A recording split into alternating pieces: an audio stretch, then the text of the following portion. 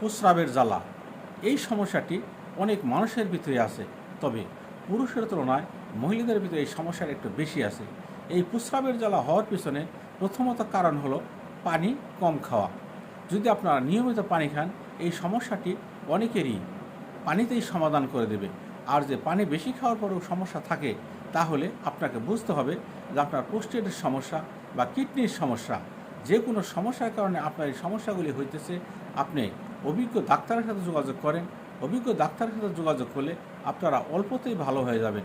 এই সমস্ত সমস্যা খুব বেশি দিন চিকিৎসা করতে হয় না, অল্প ওষুধ খেলে এই সমস্ত রোগগুলি ভালো হয়।